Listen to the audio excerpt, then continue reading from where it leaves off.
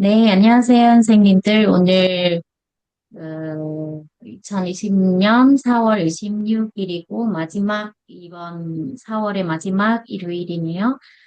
오늘도 우리가 모여서 4월 달 공부를 진행할 건데 오늘 발표해 주실 선생님은 락홍대 학교에서 오신 김은 선생님이시고 발표하실 주제는 베트남 한국어 학습자의 쓰기 오류 영상 분석입니다.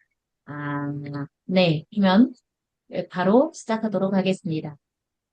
네, 안녕하세요. 혹시 제가 지금 그 화면 공유하고 있는데 잘 보이시죠?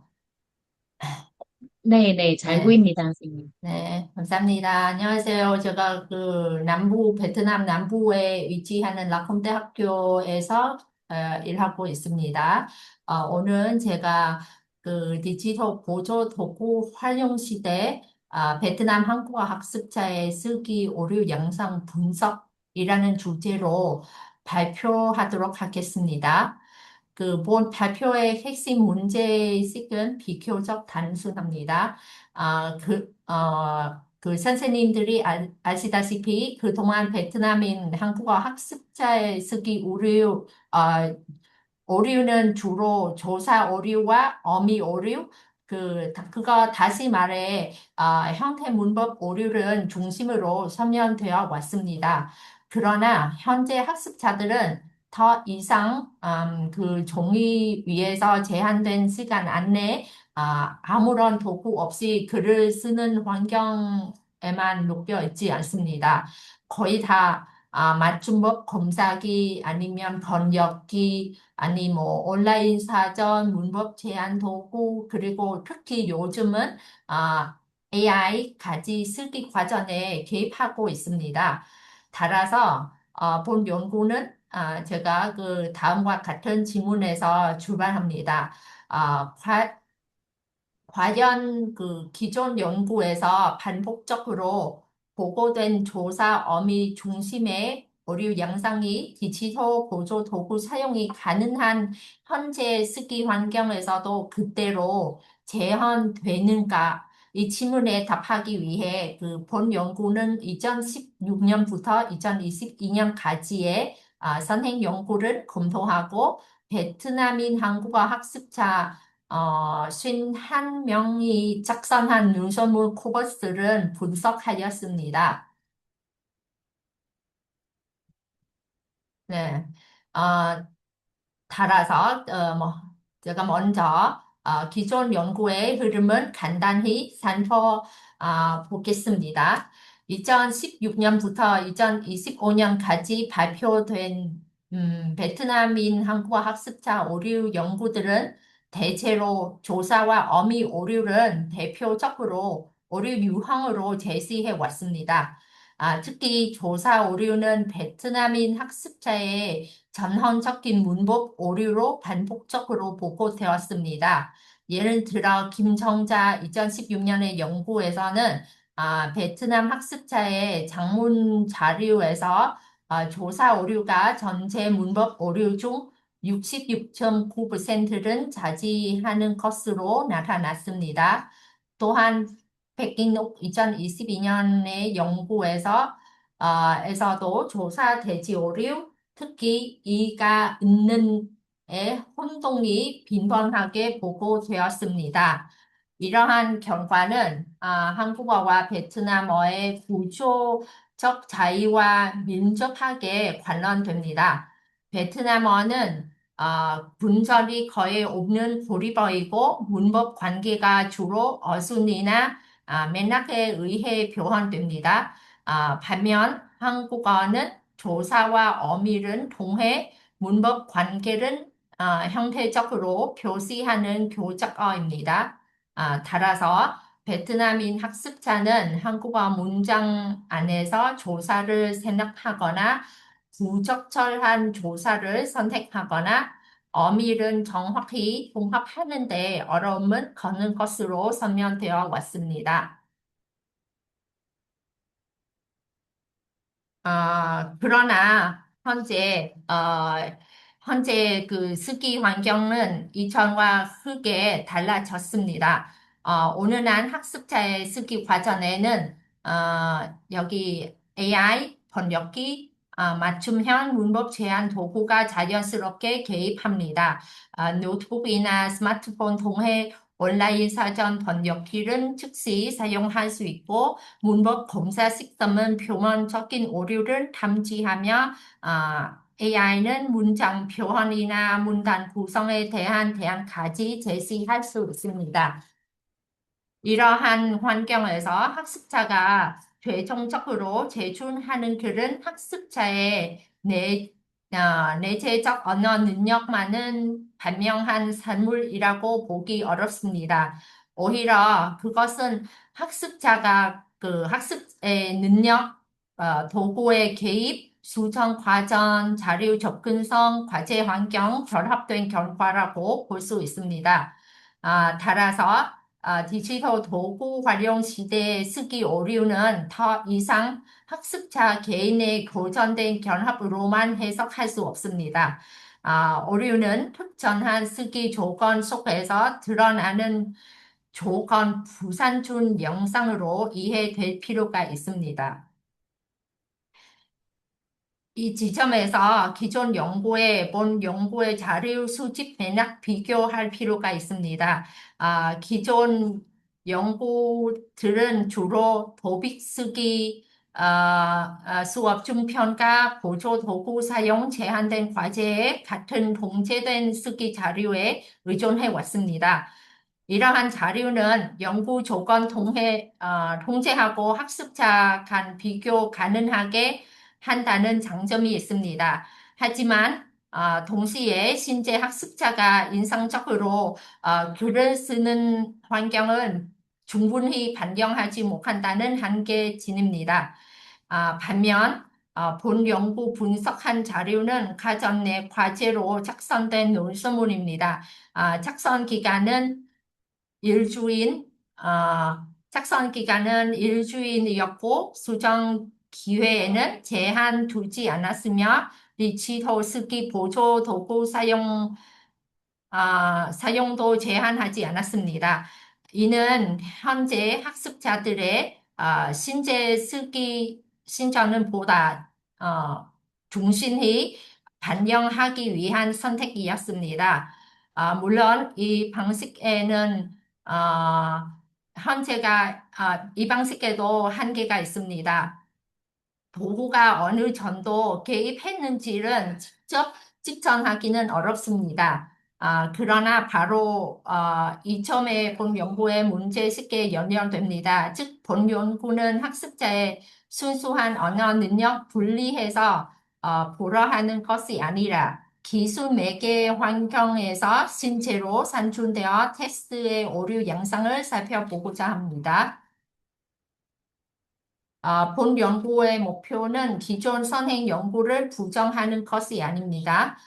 오히려 기존 오류 모델 어떤 조건에서 유효하게 작동하는지를 밝히고 현대적 쓰기 어, 환경에서 그 오류 양상이 어떻게 달라질 수 있는지를 검토하는 데 있습니다.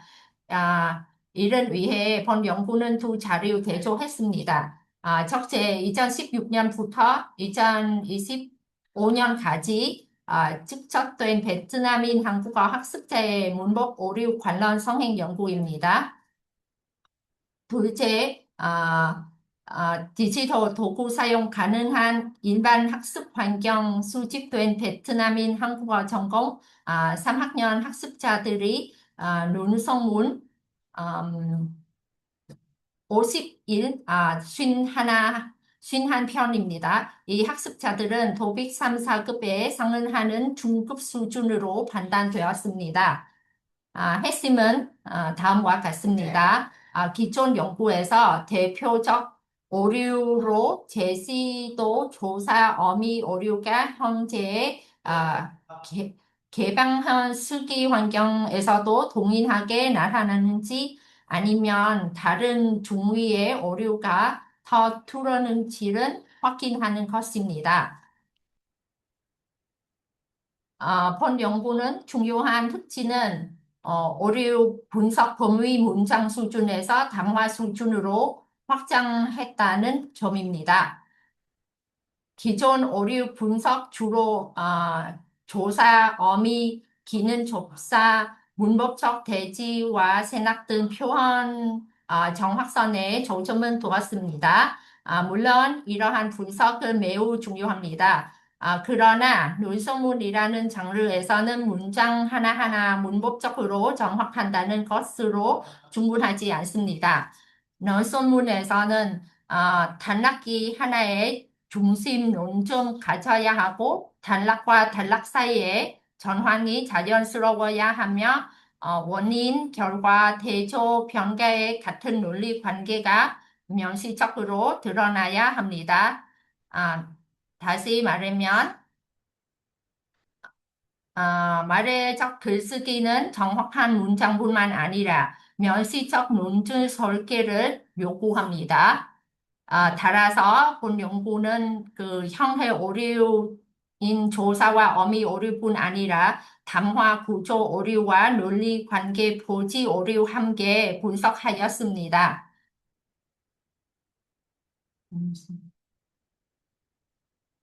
네, 이론적 배경으로 먼저 오류 분석 관점 살펴보겠습니다. 포드 이후 제2 언어 습득 연구에서 학습자 오류는 단순히 제거해야 할 실수로만 이해되지 않았습니다. 오류는 학습자가 목표어 재개를 형성해 가는 과정, 즉 중간 언어를 보여주는 중요한 자료를 간주되었습니다. 이 관점에서 오류는 문적, 위적인 실수가 아니라 인정한 재개를 지닙니다. 오류에는 학습자의 모국어, 목표의 구조적 특성, 학습 조건, 입력 환경 등이 함께 작용합니다. 그러나 전통적인 오류 분석은 표현 형태에 집중하는 경향이 있습니다. 이러한 접근은 조사나 어미와 같은 형태 오류를 설명하는 데 유용하지만 왜 특정 쓰기 환경에서는 그러한 오류가 줄어들고 다른 중위 오류가 나타나는지를 설명하기에 한계가 있습니다. 따라서 본 연구는 오류를 학습자의 고선된 특성이 아니라 그 쓰기 조건에 따라 달라지는 산준 양상으로 보고자 합니다. 다음으로 한국어와 베트남 대조 언어학은 베트남인 학습자의 조사와 어미 오류를 설명하는 핵심 이론적 토대입니다. 베트남어는 굴절이 거의 없는 고립어이며 문법 관계 주로 어순, 맥락, 담화 요소로 통계 교환됩니다. 따라서 현태 요소의 생략 가능성이 상대적으로 높고 맞는 의미 관계가 문맥 속에서 해석될 수 있습니다. 반면 한국어는 조사 어미 재개가 발달한 교적어입니다. 문법 관계와 어미가 형태적으로 구호화되며 동사 관계를 명시적으로 표현하는 것이 중요합니다. 이러한 구조적 차이는 베트남인 학습자가 한국어를 쓸 때 조사 세납, 조사 대치, 어미 사용 오류, 정보 배연 방식이 전이를 보일 수 있음은 예측하게 합니다. 실제로 이러한 예측은 지난 10년 전에 선행 연구에서 비교적 일관되게 확인되었습니다. 선행 연구 보면 구체적으로 보면 가장 두려진 오류 유형 조사 오류입니다. 김정자 2016년은 베트남인 학습자의 장문 자료에서 조사 오류가 전체 문법 오류 중 66.9%로 차지한다고 보고했습니다. 아니면 백민옥 2022년은 3, 4급 수준 학습자 438편의 장문을 분석하며 대지 오류가 65.7%로 가장 높고 특히 그 주격 조사 이가와 보조사 은는 데 혼동이 들어진다고 보았습니다. 흥미로운 점은 조사 오류가 숙달도가 높아진다고 해서 자동적으로 사라지지 않는다는 점입니다. 아, 손, 손준섭 2024년의 연구에서는 그 학습 기간과 조사 오류 수 사이에 통계적으로 유의한 차이가 있었지만 상관계 수는 낮은 수준에 머물렀고 도빅 급수별 차이도 두럭하지 않았습니다. 이러한 경과는 조사 오류가 단순한 조급 오류가 아니라 그 중고급 단계까지 지속될 수 있는 구조적 어려움을 보여줍니다. 조사 오류 외에도 어미와 특정 문법 구조에 관한 연구들이 유사한 경향을 보여줍니다. Nguyễn Thị Phượng Thư 외에 2022년은 그 베트남 어권 한국어 학습자의 관형사혼 어미와 오류를 분석하였고, 특히 은 관련 오류가 모든 수준에서 높은 빈도로 나타난다는 그 보고했습니다. 그 초급 단계에서는 그 누락 오류가 많고 2급 이후에는 그 대지 오류가 그 증가하는 경향도 확인되었습니다. 또한 그 수요 동사 구문, 경어법, 인과관계, 연결 어미에는 관한 연구들도 그 베트남어와 한국어의 구조 차이, 그리고 베트남어로부터의 고전적 전일은 중요한 오류 원인으로 제시합니다. 결국 그 선행 연구는 조사와 어미 그리고 특정 문법 구조에서 나타나는 그 오류가 베트남인 학습자의 지속적인 형태의 동사 처리 부담을 보여준다고 설명왔습니다. 그러나 그 기존 연구에는 몇 가지 한계가 있습니다. 첫째, 범위의 한계입니다. 많은 연구가 하나의 세부 문법 범주에 집중합니다. 예를 들어 조사, 어미, 경어법, 연결 어미와 같은 그 개변 항목은 깊이 분석하지만 오류 유형 간의 관계나 테스트 전체에 조직 문제를 통합적으로 보기는 어렵습니다. 둘째, 그 자료의 한계입니다. 그 기존 연구는 주로 도빅 아니면 뭐 수업 중 평가, 보조 도구 사용이 제한된 과제 등 공제된 쓰기 자료를 사용했습니다. 이러한 자료는 비교 가능성이 높지만 신체 쓰기 환경은 반영하는 데에는 좀 한계가 있습니다. 셋째는 한계입니다. 그 아이 번역기 아니면 문법 검사기 같은 그런 디지털 보조 도구가 학습자의 쓰기 과정에 개입하는 맥락은 충분히 다루지 못했습니다. 따라서 기술 매개 쓰기가 일상화된 형태에는 그 기존 오류 모델을 새로운 쓰기 조건 속에서 다시 검토한 필요가 있습니다. 더 하나 강조합니다. 기술 매개 LA 쓰기 연구는 그 중요한 시사점은 제공합니다.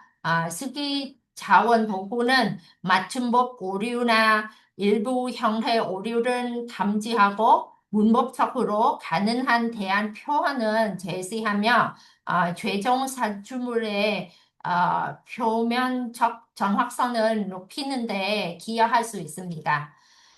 그러나 이러한 도구가 그 모든 문제를 해결하는 것이 아닙니다.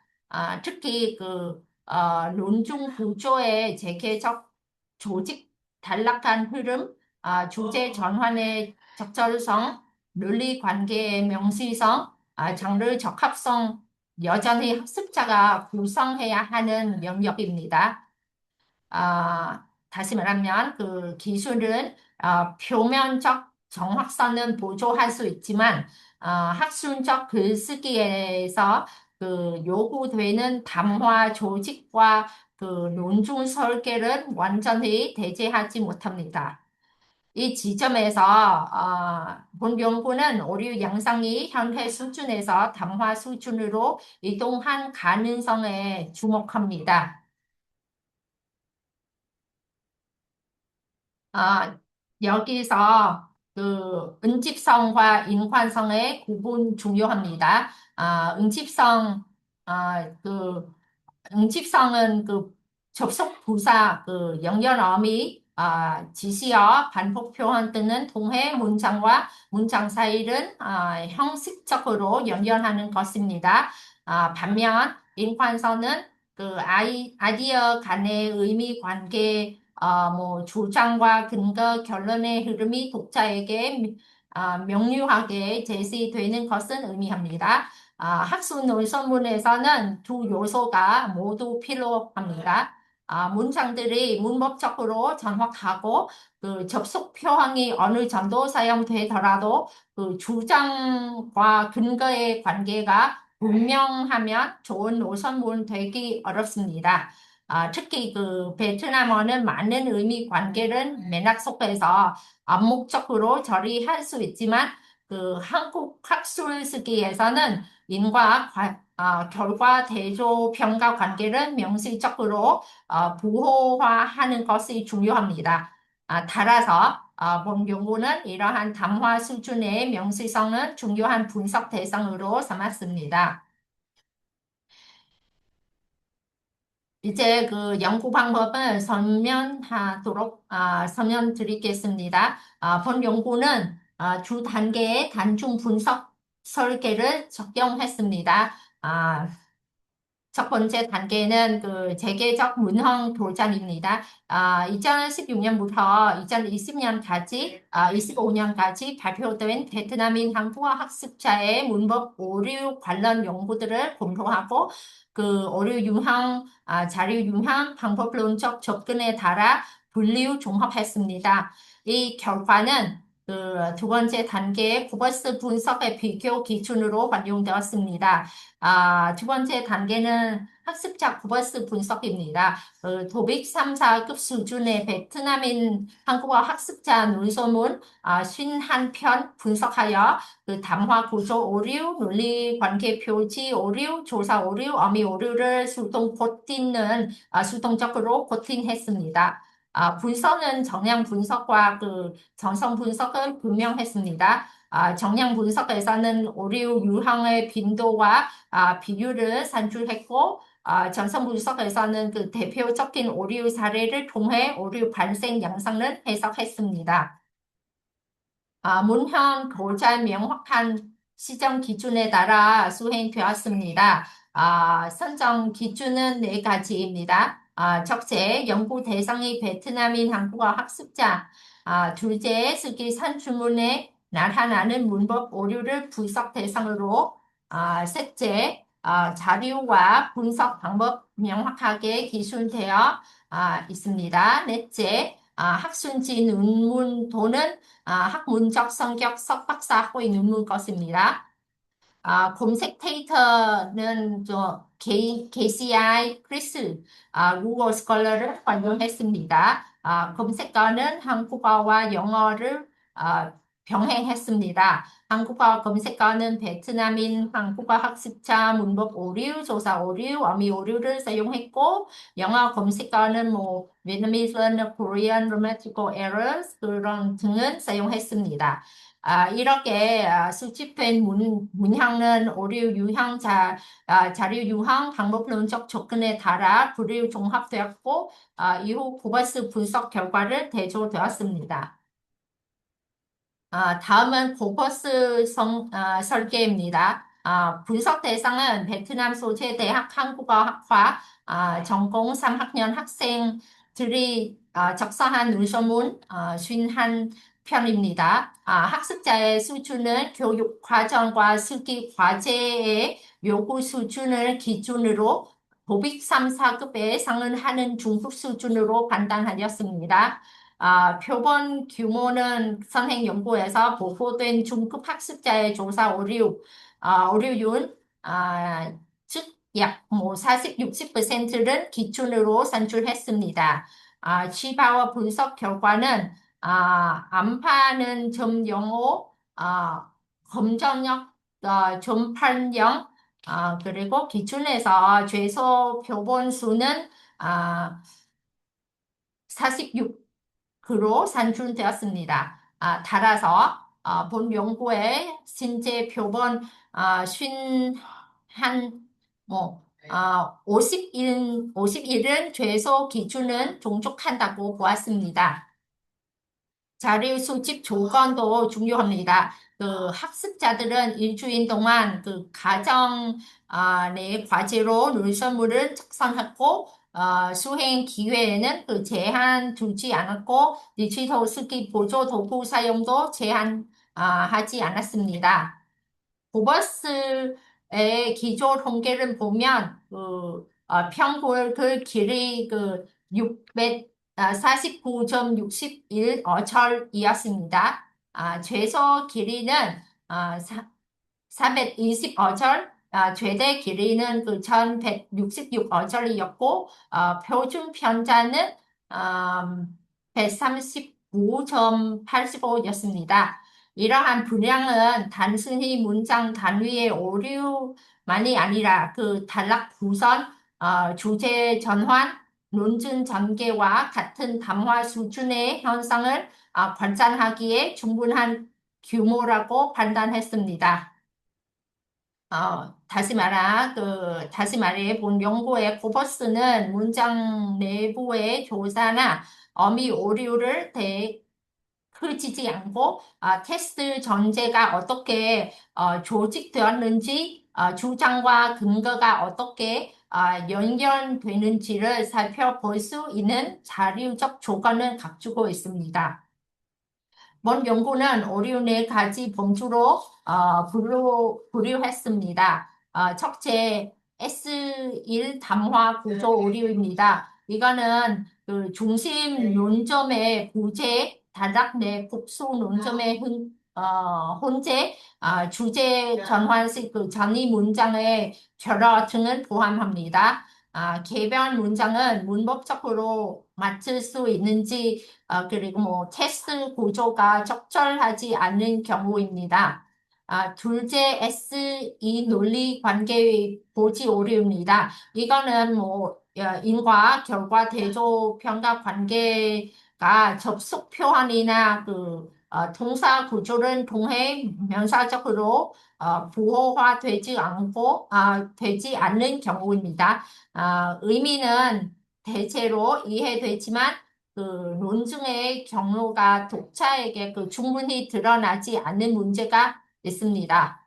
그 셋째, 재조사 오류입니다. 다만 본 연구에서 관찰된 그 조사 오류는 그 전통적 의미와 그 심각한 조사 누락이나 대지가 아니라 그 학술 담화에서의 그 자연성이나 그 표현 죄적성과 관련된 미세한 문제에 가까웠습니다.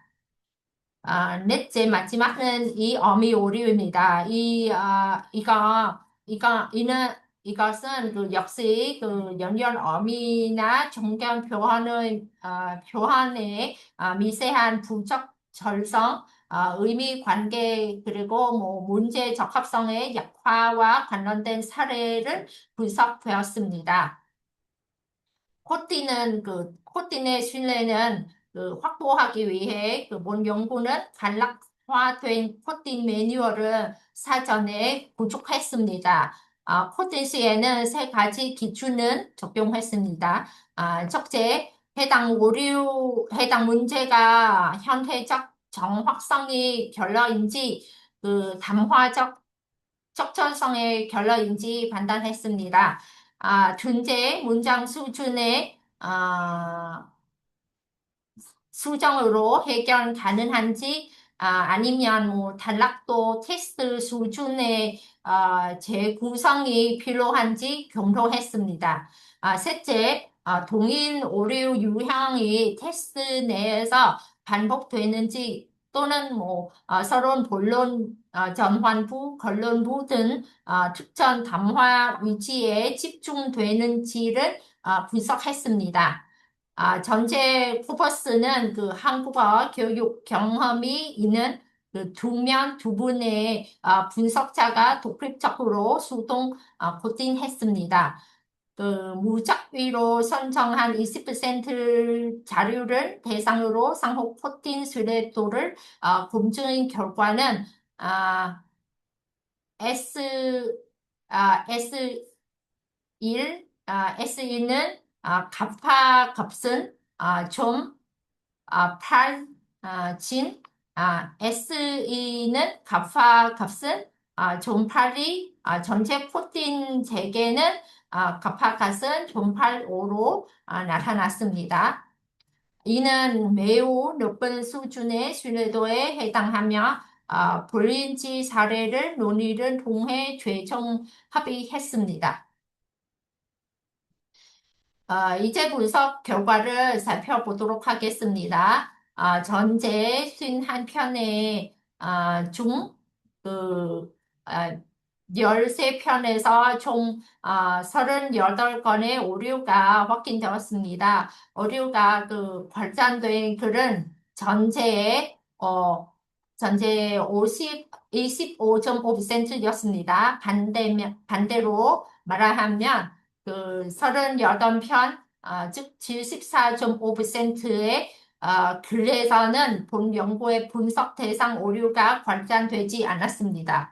너무 높은 지수입니다. 그 오류 유형별로 보면 그 담화 구조 오류 S는 그 16건, 42.1%였고, 논리 관계 표지 오류 SE는 그 14건, 36.8%였습니다.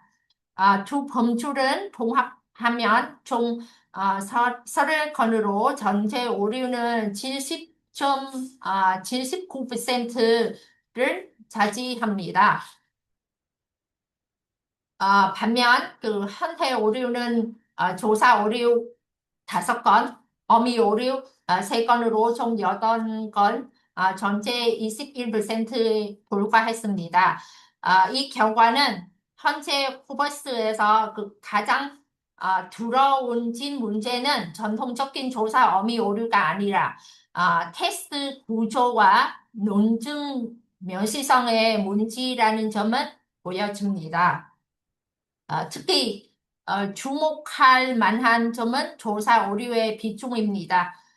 선행 연구에서는 조사 오류가 매우 높은 비율을 보고되었습니다. 예를 들어 김정자에서는 조사 오류가 전체 문법 오류의 66.9% 차지했습니다. 그러나 본 연구 구버스에서는 조사 오류가 5건, 전체 오류의 13.2%에 그쳤습니다. 단순히 비율이 낮았습니다. 낮았다는 것보다는 더 중요한 점은 기본 조사 누락이나 중대한 조사 대지와 같은 그 전통적 오류가 거의 관찰되지 않았다는 사실입니다. 본 연구에서 관찰된 조사 오류는 대부분 학술 담화에서 더 자연스럽거나 더 최적화된 표현을 선택할 수 있었던 사례에 가까웠습니다. 물론 이 자유를 시간의 다른 단순한 변화로 해석할 수 없습니다. 선행 연구와 본 연구는 자료 수집 조건이나 다르기 때문입니다. 그러나 바로 그 점이 중요합니다. 오류 양상은 학습자의 고전된 특성이라기보다 그 쓰기 조건에 따라 달라질 수 있음을 보여줍니다. 전성 분석에서는 그 먼저 S1, 즉 담화 구조 오류가 두드러졌습니다. S156의 대표적인 양상은 주제 전환시 전이 문장이나 그 담화 표지가 없거나 그 하나의 단락 안에 여러 독립 논점이 존재하는 경우입니다. 예를 들어 글 50에서는 지난 진자는 진짠보다 하게 된다라는 주장으로 시작돼 그 아무런 전이 문장 없이 곧바로 현대 사회에서 혼밥 형상점이나 더 편하게 뭐뭐뭐 이렇게 주제로 이동합니다. 이 두 문장 자체 문법적으로 크게 문제가 없지만 두 주제 사이의 관계가 담화 수준에서 설명되지 않았습니다. 아니면 뭐 그 10진에서는 그 유사한 형상이나 나타났습니다. 칭찬과 비판으로 모두 중요하다라는 진술 이후 곧바로 SNS 문제 그런 거 논의가 전환됩니다. 그래서 두 사례 보면 문장 전확성과 텍스트 인관성이 동일하지 않았음을 보여줍니다. 문장은 정확할 수 있지만 단락의 중요 논점과 논중 흐름이 유지되지 않으면 그 학술 논설문의 선택력이 약화됩니다. 그리고 그 두 번째 주요 오류는 SE 즉 그 논리 관계 표지의 부족입니다.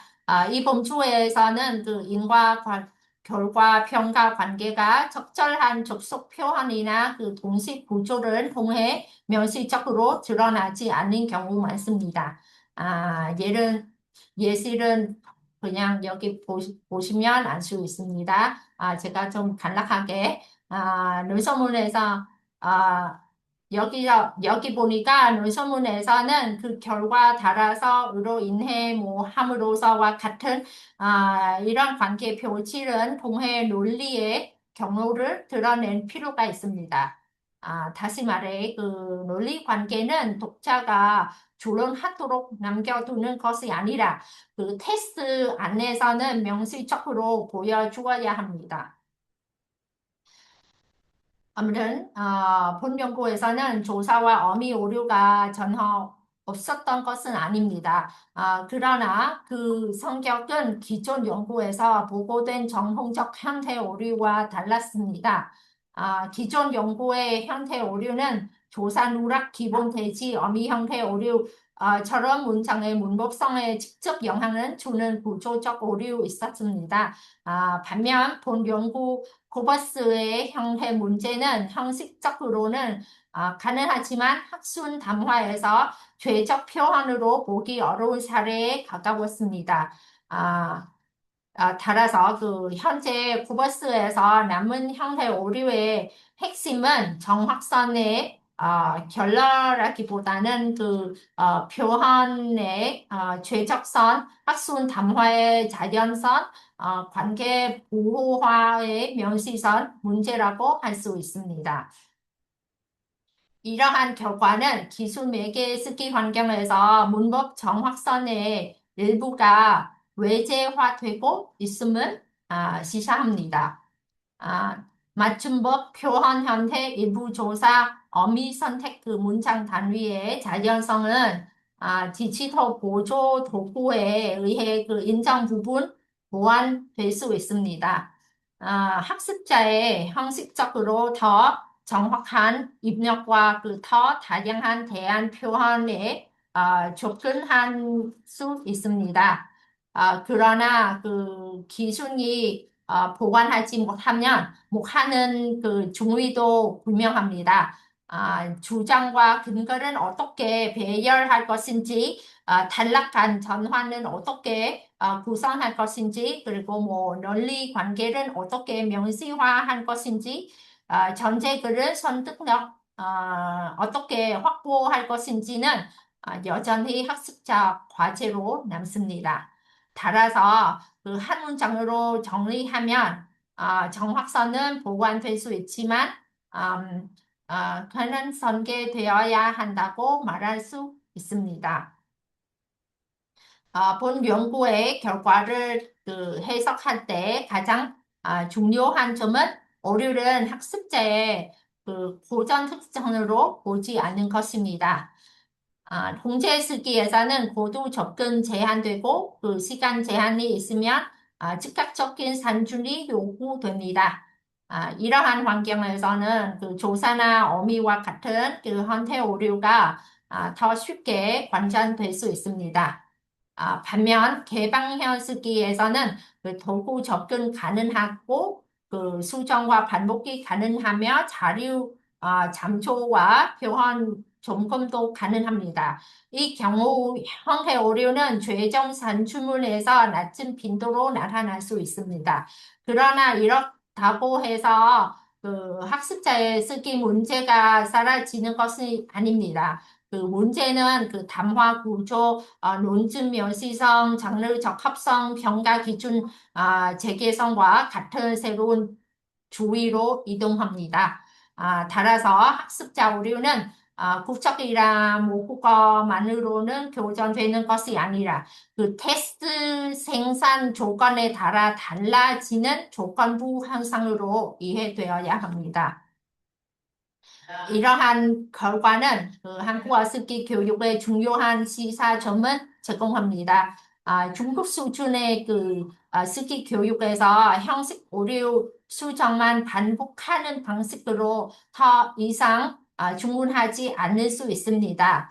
물론 이것이 문법 교육의 중요성이 사라졌다는 뜻은 아닙니다.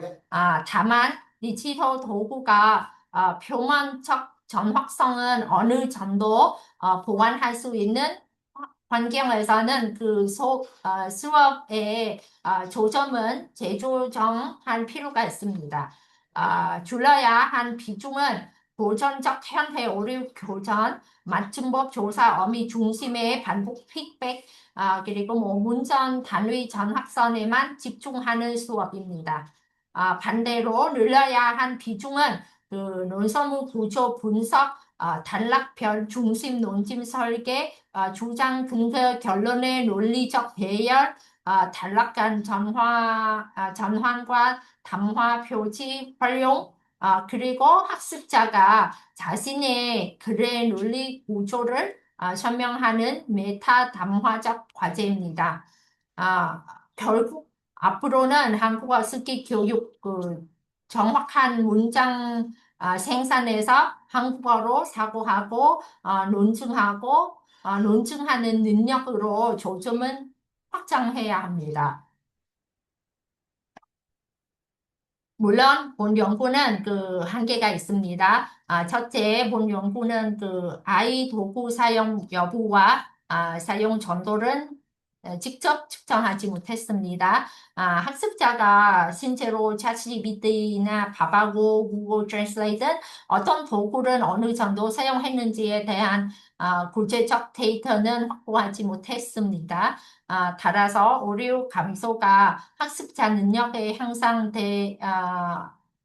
때문인지 아니면 도구 지원의 결과인지를 명확히 구분하기는 어렵습니다.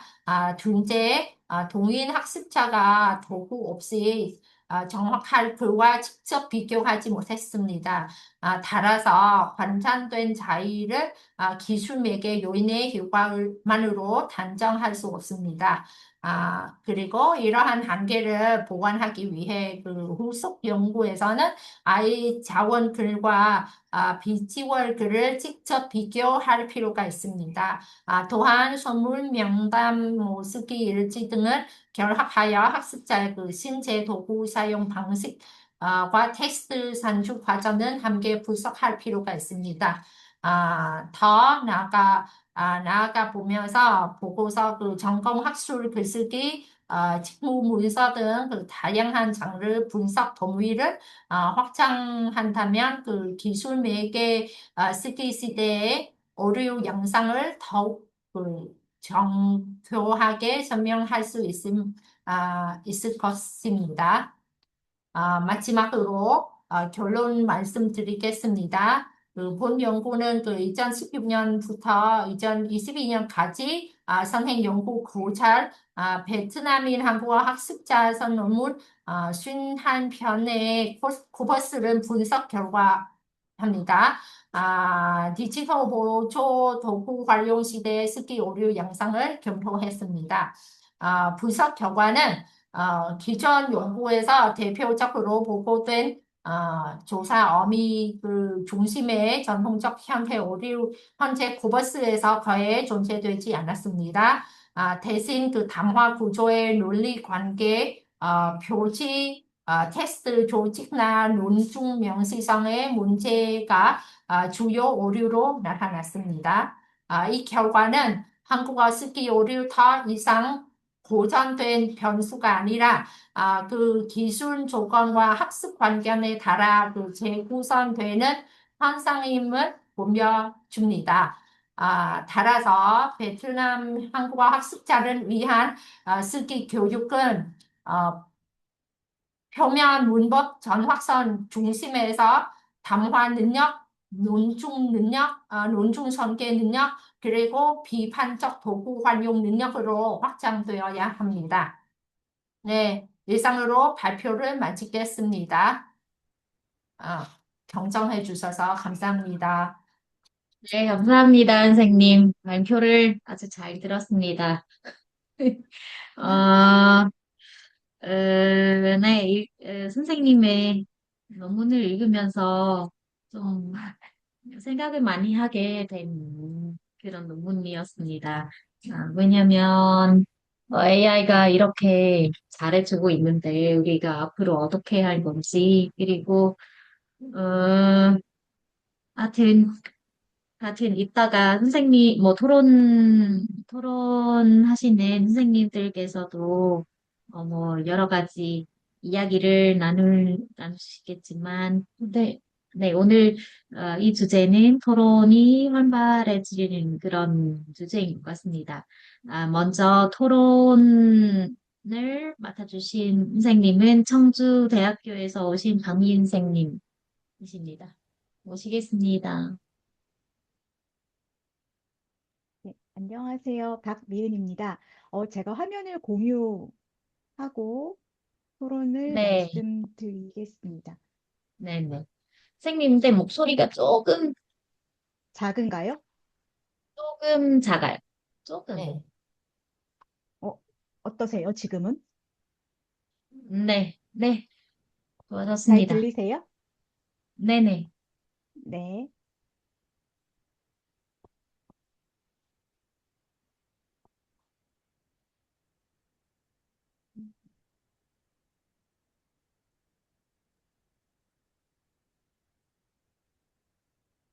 어, 음. 잠시만요. 죄송합니다. 네. 잘 보이시나요? 네, 잘 보입니다, 선생님. 네, 감사합니다. 예, 안녕하십니까. 청주대 박미은입니다. 먼저 좋은 발표를 들려주시고 또 조금 토론이 활발하게 일어날 수 있는 시적절한 발표 주제라는 점에서 감사를 드립니다.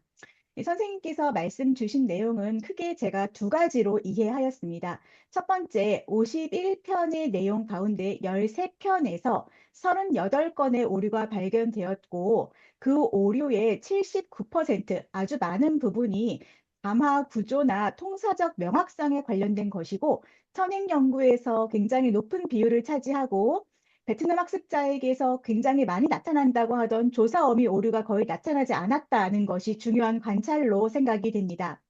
그래서 이 결과로부터 선생님께서는 학습자의 문법 오류가 모국어, 국적이나 모국어의 고정된 불변적인 특징이라기보다는 텍스트를 산출하는, 즉 쓰기 환경에 따라서 의존하는 조건부 현상이라고 파악을 하신 것 같습니다. 그리고 이제 이렇게 비추어 본다면 한국어 쓰기 교육의 초점도 이제 형식, 조사 어미 같은 문법적인 형식 오류에서 담화 차원으로 조금 옮겨가야 한다라는 큰 생각을 가지고 계신 것으로 이해하였습니다.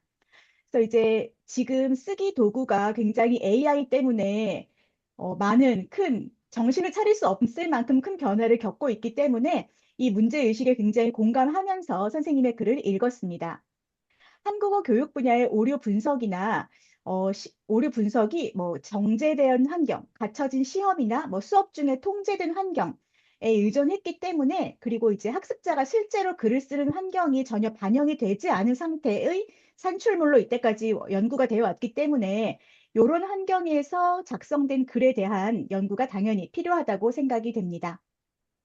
그리고 이제 지금 선생님께서도 다 이제 말씀을 먼저 해주셔가지고 뒤에 제가 질문 드릴게 사실은 이미 선생님께서 다 하신 말씀이긴 한데 그래도 이제 저도 같은 생각을 가지고 있다라는 뜻에서 같이 한 번 더 말씀을 드려보도록 하겠습니다. 이제 먼저 뒤쪽에서 말씀을 해주셨는데 이제 학습자의 도구 사용이 어떤 도구를 얼마나 많이 어떤 시간 얼마나 많이 몇 시간이나 어떤 비중으로 사용이 됐는지가 나타나지가 않았어요. 그러니까 이제 학습자 개개인에 따라서 사용하는 도구의 특성도 있을 것이고 그리고 얼마나 학습자가 스스로 자기가 많이 고쳤는지 같은 것도 굉장히 영향을 줄 것 같아요. 특히 쓰기는 초고하고 퇴고 과정에서 많은 부분이 그 교정이 이루어지기 때문에 AI 도구를 사용하지 않더라도 일주일간 학습자가 자유롭게 글을 쓰기를 했다면 자기 점검의 과정에서도 많은 수정이 있었을 것으로 생각이 됩니다. 그래서 이제 이 관찰된 오류 양상이 학습자의 내재된 언어 능력이나 아니면 교정의 결과인지 또는 이 AI 도구나 뭐 글쓰기 보조 도구의 결과인지를 알 수 없다고 선생님께서도 말씀을 해주셨어요. 이렇게 선생님께서 결론을 내리셨다면 5장하고 6.1절의 관계도 약간 조금 달리 해석이 되어야 되는 거 아닌가 하는 생각이 듭니다.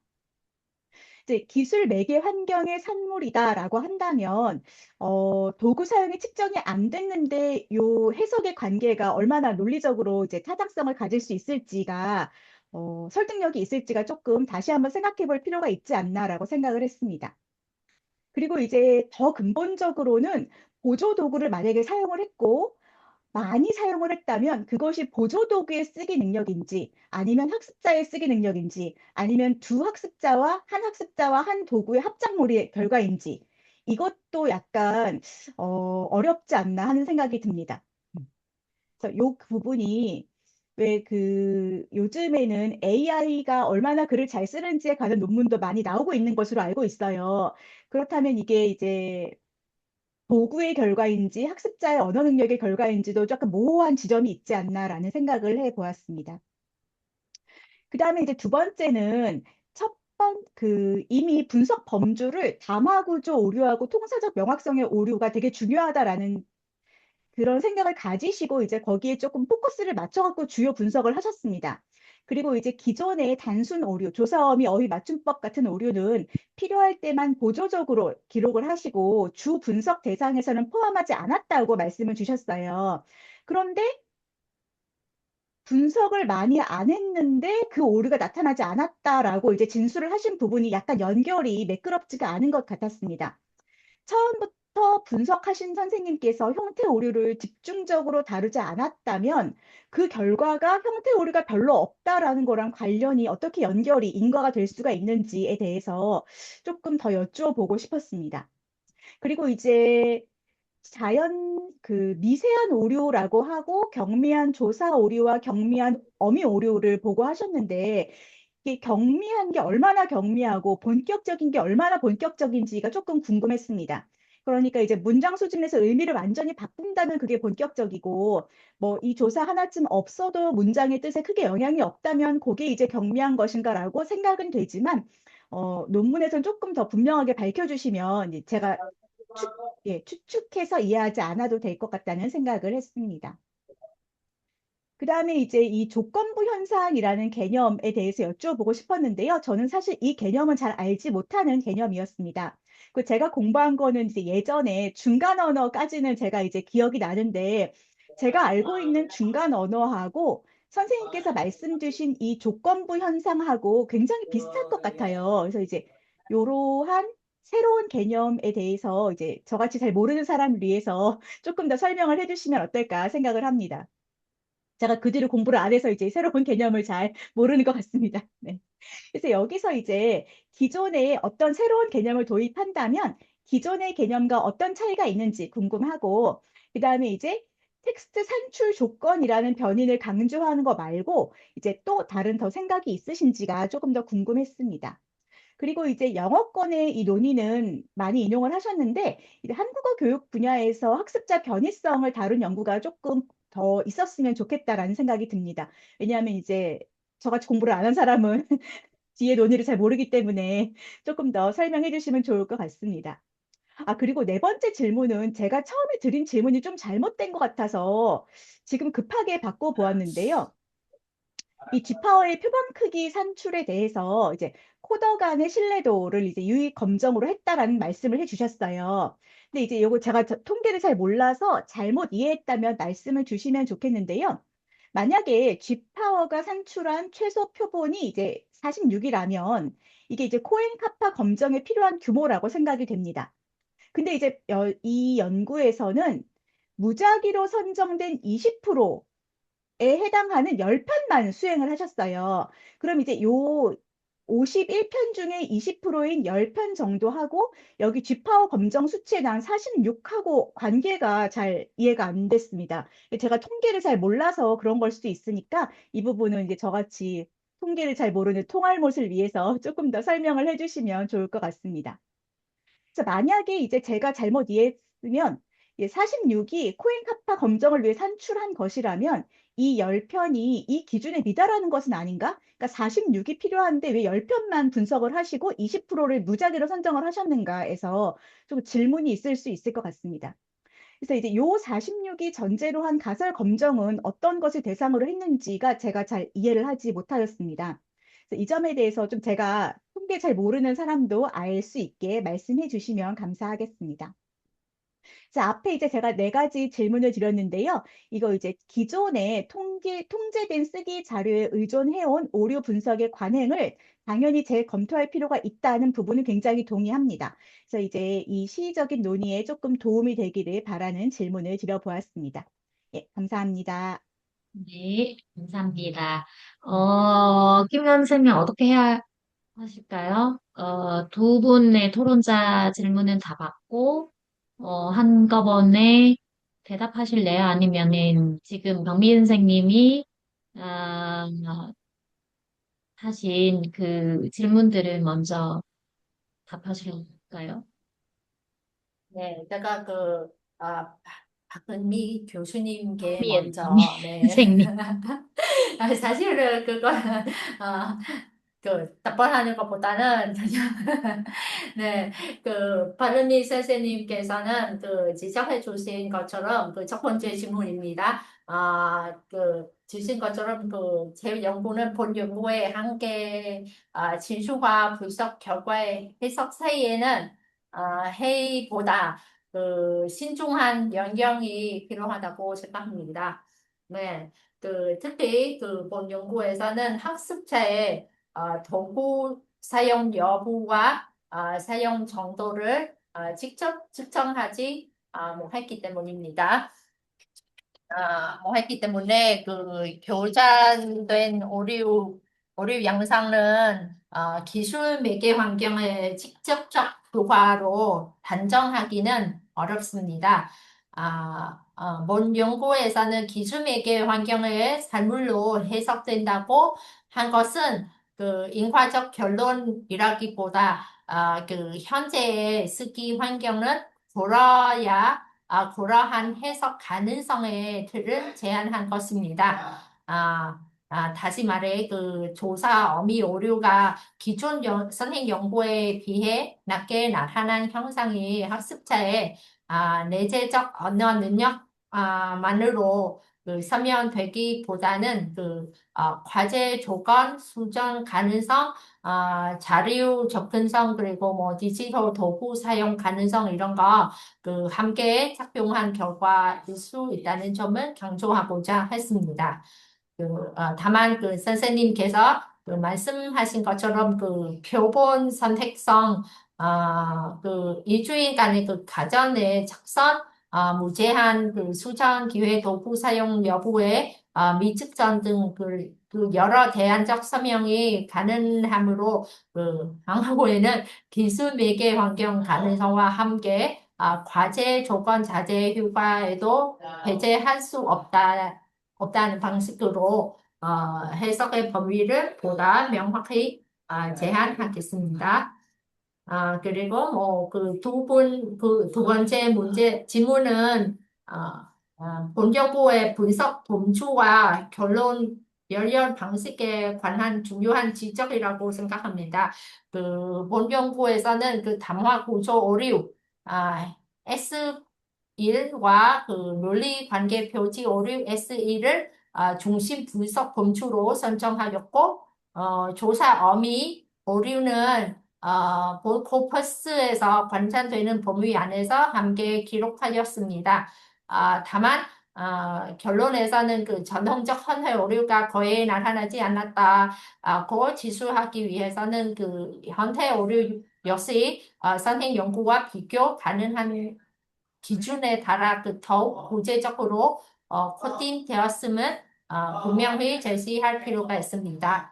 특히 표의에 제시된 조사 어미 오류가 학술 담화에서의 자연성과 죄적성과 관련된 미세한 오류라고 설명되어 있는 만큼 전통적 현해 오류와 미세한 표현 죄적성 문제를 구분하는 조작적 기준은 더 명확히 제시할 필요가 있다고 생각합니다. 그래서 따라서 수정 과정에서는 조사 어미 오류를 완전히 배제한 것이 아니라 본 연구의 퍼포스에서 관찰된 조사 어미 관련 문제의 성격이 기존 연구에서 보고된 기본적 누락돼지 오류와 다르다는 점은 보다 자신스럽게 지수하겠습니다. 또한 형태 오류가 사라졌다는 쉽게 단전적 표현보다는 본 연구의 분석 범위와 자료 조건 안에서는 전통적인 형태 오류가 제한적으로만 관찰되었습니다는 방향으로 표현을 조정하겠습니다. 세 번째 질문, 조건부 현상, 뭐, 개념의 일론적 위치에 관하여, 선생님께서 지적해 주신 것처럼, 본 연구에서는 사용한 조건부 현상이라는 개념은, SLA 분야에는 중간 언어 편의성 연구와, 민첩한, 관련이 있습니다. 같은 학습자 하더라도 과제의 급식성, 시간 압박, 매제 산출 상황에 따라 언어 산중이 달라질 수 있다는 점에서 본 연구의 문제의식은 기존 변이성 연구의 핵심 전제를 공유합니다. 다만 본 연구는 강조하고자 한 지점은 오늘날 쓰기 환경에서는 과제 조건뿐만 아니라 디지털 쓰기 보조 도구라는 외적 기술 환경이 학습 산출에 개입할 수 있다는 점입니다. 다시 말해 본 연구는 중간 언어 편의성의 논의를 기술 매개 쓰기 환경으로 확장하여 오류 양상이 학습자의 내적 언어 재개뿐만 아니라 도구 접근성, 수정 가능성, 자리 잠조 가능성 등 외적 조건과 함께 구성될 수 있음을 보여주고자 하였습니다. 그럼에도 불구하고 이 개념은 기존 변이성 연구와 주문히 연결하고 한국어 교육 분야 내 관련 논의를 함께 공부하는 작업은 더 보완할 필요가 있습니다. 한국 논문 수정 과정에서 중간 언어 변이성 연구와 한국어 교육 분야의 관련 성행 연구를 추가하여 조건부 형상 개념의 일론적 의지를 보다 분명히 제시하겠습니다. 그리고 네 번째 질문입니다. 아, 교수님 도론문을 보고 네, 맞습니다. 네, 여기 표본 산출과 관련하여 주신 그 부분 역시 그 매우 중요한 방법론적 문제라고 생각합니다. 제 연구에서는 G파워를 활용하여 최소 보건수를 제시하였으나 어떤 통계적 검정은 전제로 산출한 것인지 충분히 그 명시하지 못했습니다. 또한 이 연구는 그 신체 분석은 집단 간 자의를 검증하는 방식이 아니라 그 학습자 코퍼스에서 관찰된 오류 유형의 빈도와 비율을 기술하고 계속하는 방식으로 이루어졌습니다. 따라서 그 검증력 확보하였다는 표현은 본 연구의 분석 성격과 완전히 부합하지 않을 수 있습니다. 수정 과정에서는 제가 이 부분을 삭제하거나 그 보건 규모는 정당화를 통계적 검정력보다는 코버스의 규모, 글 길이, 담화 수준 분석, 가능성 그리고 뭐 탐색 그 연구로서의 그 적절성에 근거하여 다시 산출하겠습니다. 네, 너무 감사합니다. 네. 네. 그러면 두 번째 토론자로 넘어가겠습니다. 두 번째 토론으로 맡아주신 선생님은 그 흡립 외정대에서 오신 끝납 선생님이십니다. 네, 질문. 안녕하세요. 네. 네. 반표는 잘 들었는데요. 그리고 막미은 교수님께서도 토론 문항 같은 것도 선생님 제 목소리 잘 들리시죠? 예, 조금 작아요. 조금 작으세요? 네. 네. 좀 더 조금 크게. 괜찮으세요? 네네네. 크게 말씀드리도록. 네. 네, 김연 선생님의 논문은 잘 들었습니다. 그리고 박미은 교수님께서도 토론 사항 같은 것도 잘 들었습니다. 저와 같은 의견도 있었는데, 그래도 제가 다시는 제 의견은 다시 말씀드리겠습니다. 첫 번째는 저에게는 김연 선생님의 발표문은 너무 의미 있다고 생각합니다. 왜냐면 수많은 오랫동안은 베트남 학습자의 오류 같은 것은 대부분 문법적으로 조사이나 문법 틀리거나 아니면 문장은 정견언미 같은 거는 오류 많이 나타났지만, 근데 요즘은 AI 시대는 많이 발전해서, 김연 선생님 보여주는 것처럼은 학생들은 그런 오류는 많이 줄었는 것은 보여줄 수 있었습니다. 그런데,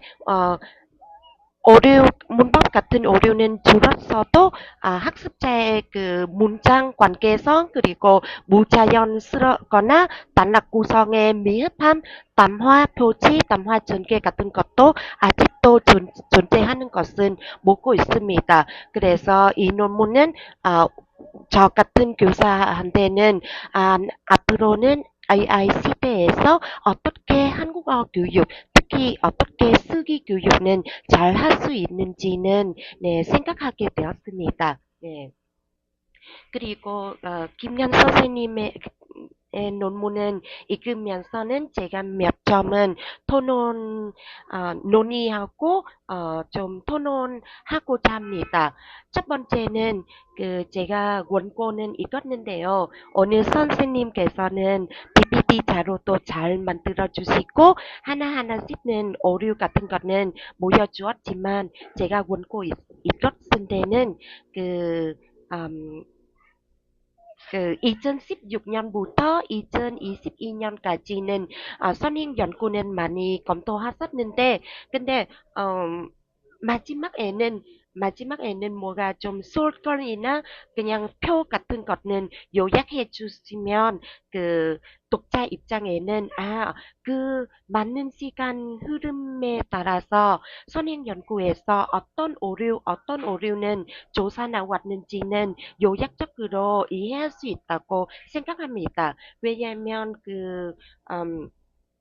AI 시대 AI 매개 몇 개 도구 쓰는 것은 선생님은 표로 요약해 주셨는데, 근데 선행 연구는 많은 연구 나왔는데, 그 표도 같이 요약해 주시면 그 서로는 비교할 수 있지 않을까? 그런 생각도 들어요.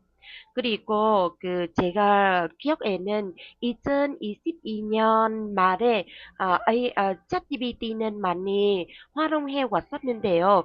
그 챗GPT 나오기 전에 학생들은 구글 트랜슬레이터 팝하고 또 많이 활용했는데요. 그래서 저도 박인문 교수님과 같은 공감인데요. 여기 학생들은 어떤 도구를 사용했는지는 선생님 아직도 언급하지 않는 거라서 좀 아쉬운 점도 있습니다. 왜냐면 예전에 제가 학생들은 직접 가르친 때는 그 팝하고 많이 사용했는데 아직도 수정이나 조사 문법 같은 것은 수정해 줄 수 없었던 거예요.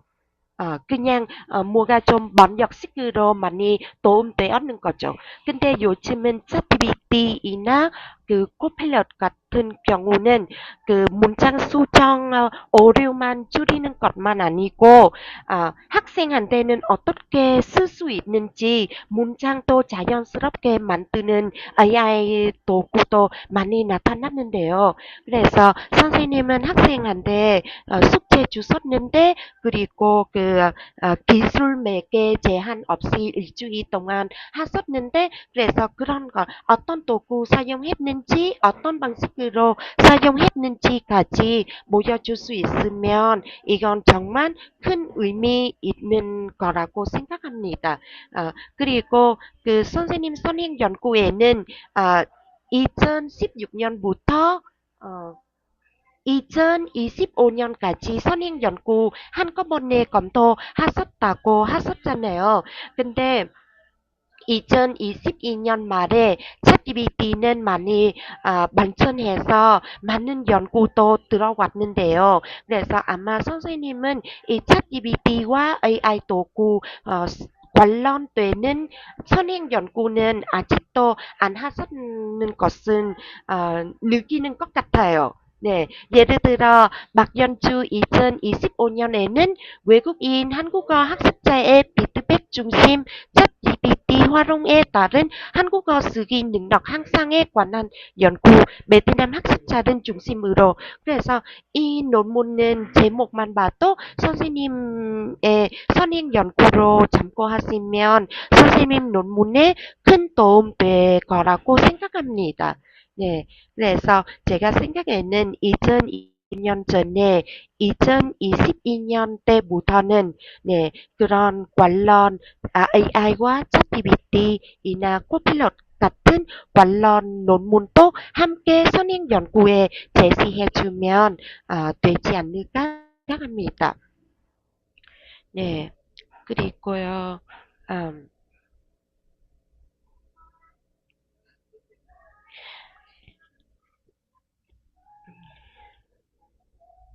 네, 그리고 아까 말씀드린 것처럼은, 그리고 선생님은 그 모고서의 한계점에서도 했던 것 같아요. 그거는, 보통 우리는 학습자 조사한 때는 그 학습자들은 아, 기술 매개 활용해서 작성하는 문장하고 기술 매개는 자연스럽게 본인 생각대로 나는 것도 같이 비교하는 것도 필요한 것 같아요.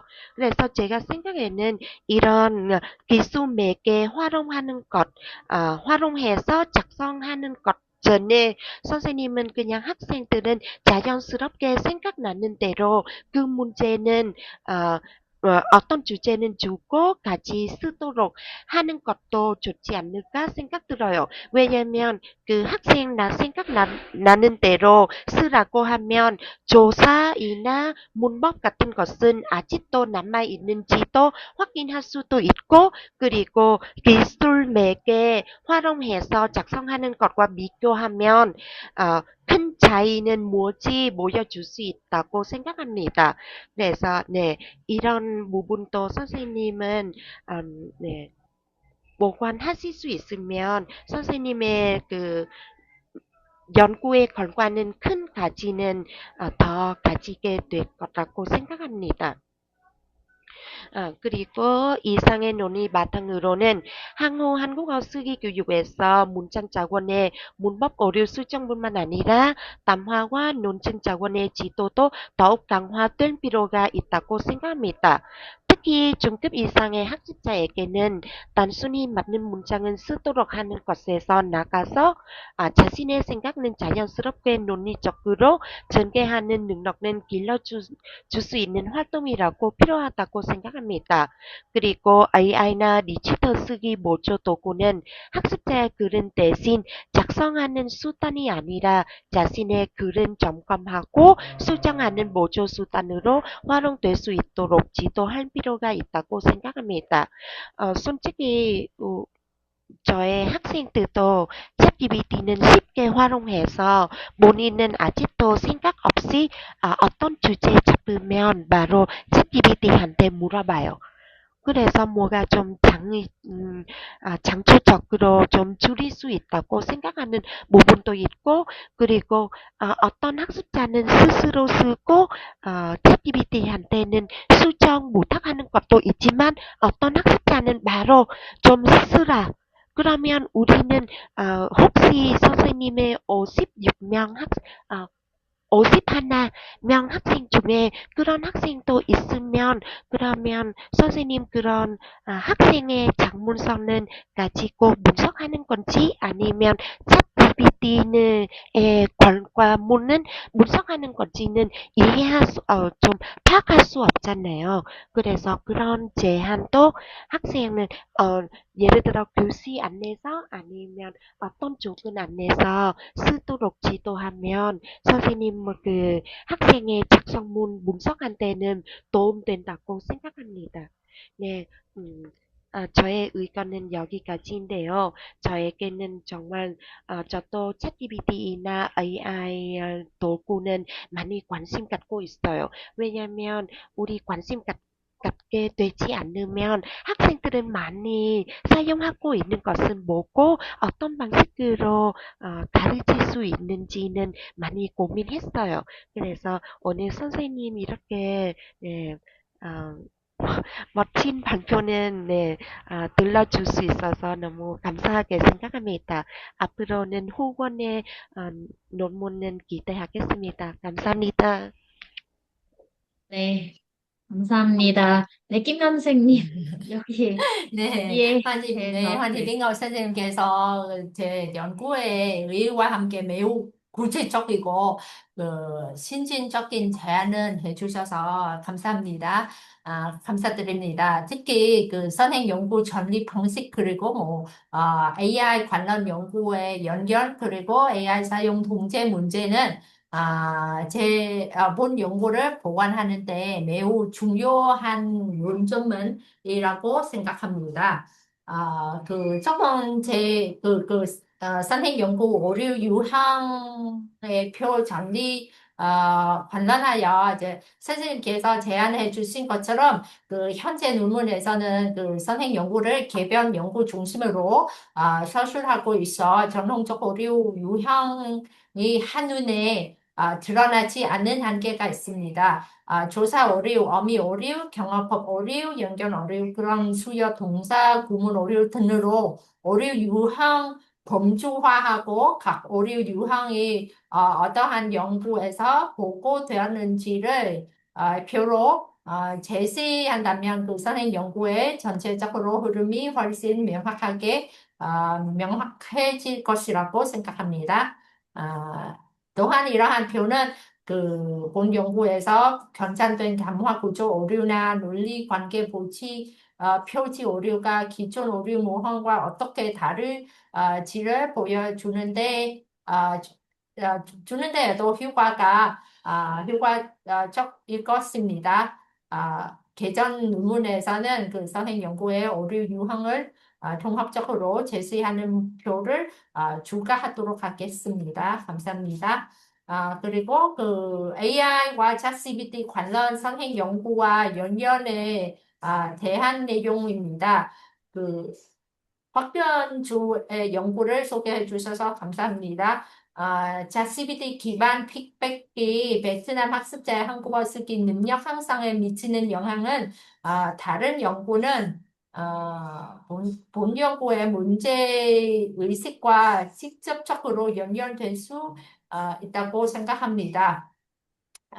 제 연구에는 그 디지털 보조 도구 사용 가능 환경에서 나타나는 오류 양상의 변화를 논의하고 있으므로 기존 조사 어미 오류 연구뿐만 아니라 그 AI, ChatGPT 기반 쓰기 픽백, 쓰기 교육, 자동 픽백 등 이런 연구를 함께 검토할 필요가 있습니다.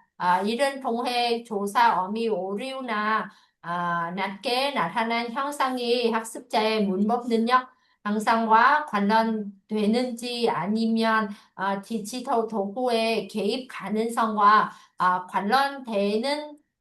되는지를 더 설득력 있게 논의할 수 있을 것입니다. 이것도 개정 과정에서는 추가로 보완하도록 하겠습니다. 음, 아이 사용 공제 문제, 대핀 도구 사용 가능성, 아이 사용 공제 문제는 본 연구의 가장 중요한 한계 중 하나라고 생각합니다.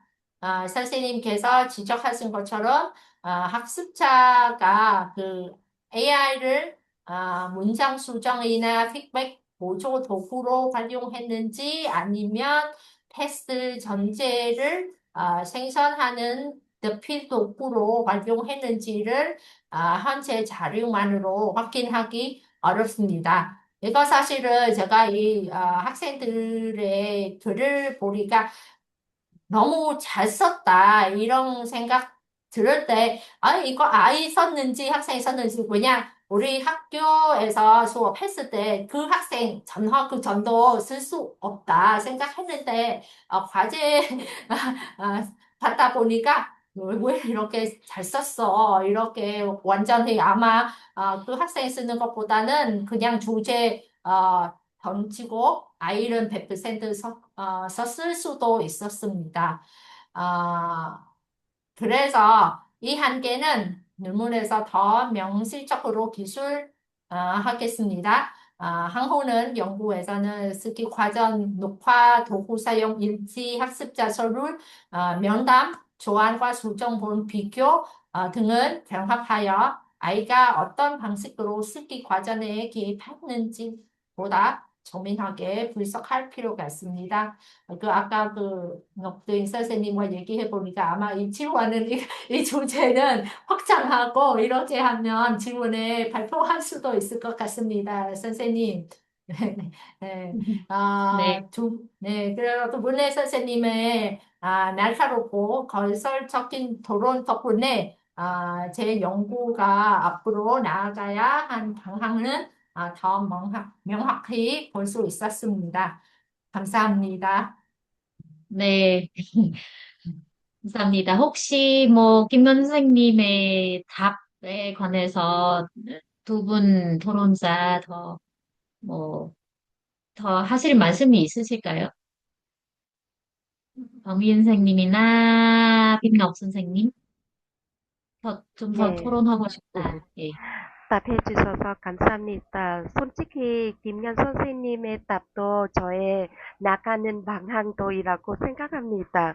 왜냐하면 좀 비슷비슷하는 연구 같은 것도 관심 갖고 있는데 그래서 김연 선생님 그렇게 말씀해 주셔서 그런 방법도 있겠다. 그래서 서로 도움되는 것이라고 생각합니다. 감사합니다. 네. 네, 미인 선생님, 뭐, 여기까지 괜찮으실까요? 예, 지금, 네, 감사합니다. 너무 잘 들었고, 그리고 이제 이 연구 주제는 저희가 앞으로 조금 지속적으로 관심을 가지고 계속 생각을 해야 되는 부분이라는 점에서 이 주제가 좀 저희에게 생각할 거리를 많이 주는 것 같습니다. 공부가 많이 되었습니다. 감사합니다. 네, 너무 감사합니다. 그러면, 감사합니다. 일단, 혹시 이 주제에 관해서 오늘 같이 공부하는 다른 선생님께서, 어, 더 토론하고 싶다거나 아니면 따로, 어, 발표자한테 질문이 있다거나 그러신 선생님이 계신가요? 음, 없는 거니까. 없을까요? 그, 궁금한데, 혹시 제가 한 분 불러도 될까요? 밀린 선생님. 밀린 선생님, 혹시 지금 대화 가능하실까요? 밀린 선생님, 하노이 대학교. 밀린 선생님, 음, 아까 채팅하고 있었는데, 네. 밀린 선생님, 혹시 대화 가능할까요? 지금? 가능하시나요? 잘 들으시나요? 네네네, 잘 들립니다, 선생님. 선생님, 혹시 하노이에 대해서, 선생님 지금 뭐 학생들을 한국어를 뭐 가르치시는데, 학생들이 쓰기 수업할 때 AI를 많이 활용하나요? 그리고, 김건 선생님의 뭐 연구처럼 그런 현상을 잘 관찰되고 있나요? 어, 제가 관찰한 바로는 지금 저는 쓰기 수업뿐만 아니라 여러 가지 기초 영역 한국어 수업을 담당하고 있으니까 가끔씩 쓰기 수업도 하거든요. 네. 제가 관찰한 바로는 요즘 학생들이 거의 100%뭐 쓰기 수업에서는 AI, 대화형 인공지능 도구를 사용하는 것 같아요. 그래서 제가 솔직히 작년에도 이러한 대화형 인공지능 도구들의 한국어 장문 오류 교정 또는 피드백 도구로서 활용하는 그런 가능성에 대해서 탐구한 연구를 해봤어요. 음, 그래서 제가 아까 토론을 해주신 그분 성함이 좀, 네, 박미은 선생님과 네네. 삐տն혁 선생님, 네.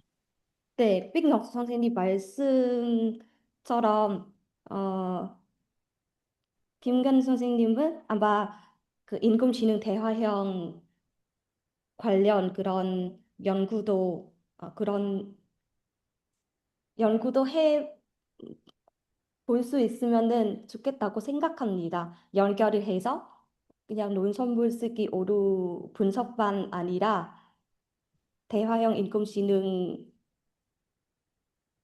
사용 현황과 연결해서 그런 부분도 좀 연구를 해보시면 좋겠다고 생각합니다. 왜냐하면 지금 AI 시대가 되게 발달되어 있잖아요. 그리고 학생들이 주로 그런 AI 인공지능을 활용해서 쓰기를 하고 있기 때문에 그냥 단순히 예전처럼 생각하고 쓰는 것이 아니라 음, 아이디어만, 그쵸? 네, 아이디어만 가지고 아이디어만, 가지고 AI를 활용해서 글을 쓰는 거. 네, 네. 아, 네. 하여튼, 작년에 우리 공부 모임에서 어떤 발표를 했다가 또 쓰기에 관련된 그런 발표였던 것 같습니다. 그때 우리 모임의 고문위원이신 이찬규 교수님께서 이런 이야기를 나누셨습니다.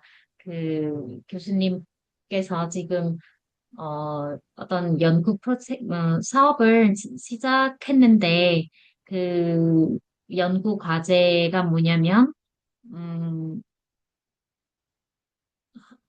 과연 쓰기가, 인간의 본질적인 행위인지, 그래서 쓰기 능력이 없어도 잘 살 수 있는지, 쓰기를 못해도 잘 살 수 있는지, 잘 발전할 수 있는지, 그런 약간 본질적인, 어, 뭐 질문을 던지고 연구를 시작하셨는데, 어떻게 되는지 아직 결과가 안 나온 것 같습니다. 만약에 오늘 이찬기 교수님께서 함께 계신다면, 우리가 좀 물어볼 수 있는데, 오늘 안 계셔서, 나중에 기회가 된다면, 이찬기 교수님 프로젝트 진행을, 결과, 어떻게 되고 있는지도, 한번 묻고 싶네요. 오늘 발표를 들으니까. 네.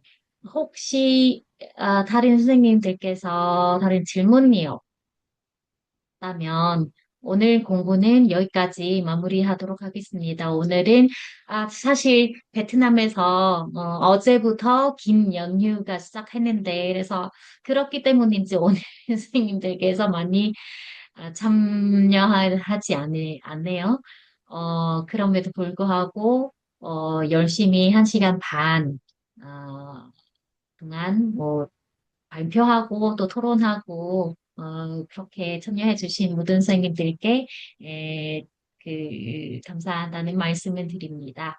그리고 지금, 어, 이번에, 이 백그라운드를 만들었는데, 어제 제가 베트남 선생님들한테 물어봤잖아요. 혹시 이 백그라운드의 힌트 추측할 수 있는지, 맞추면은 선물 드리겠다고 했는데, 마침 한 분은 맞췄습니다.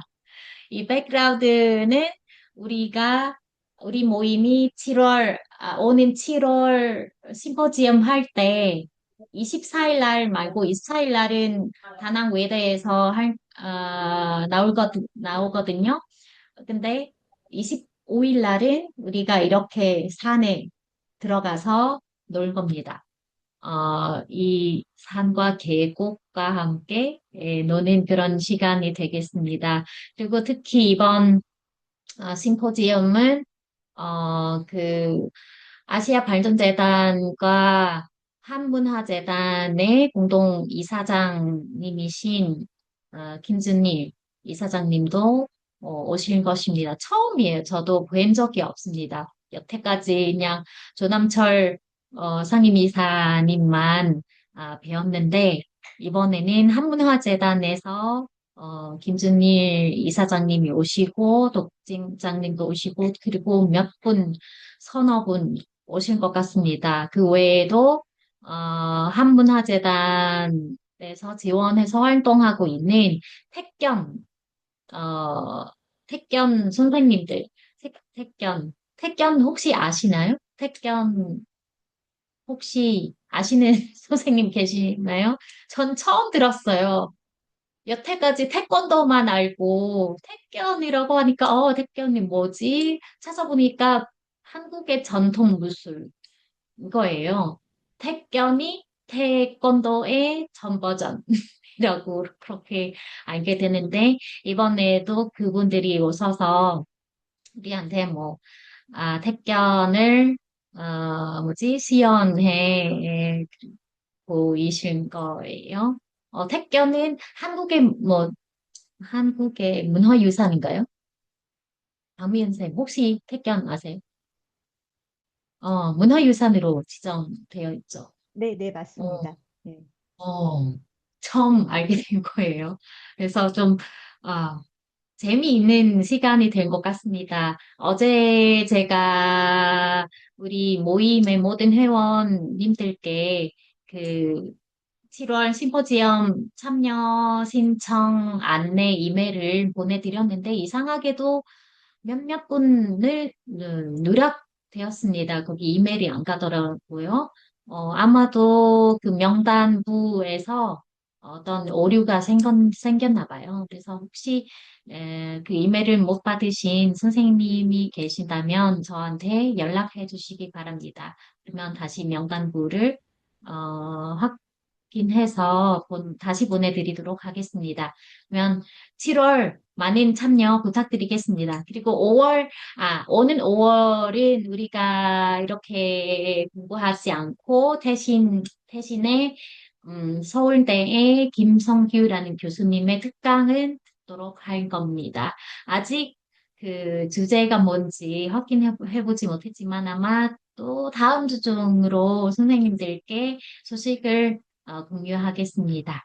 그러면 그때 선생님들의 많은 참여 부탁드리고 그리고 더 널리 홍보해 주세요. 회원이 아니신 분도 함께 들어와서 들을 수 있는 그런 시간이 될 겁니다. 네, 부탁드리겠습니다. 감사합니다. 네. 오늘 왜, 사진, 네네네, 사진. 그러면, 네, 화면 좀 띄워주시겠습니까? 가능하신 분 화면 공유하겠습니다.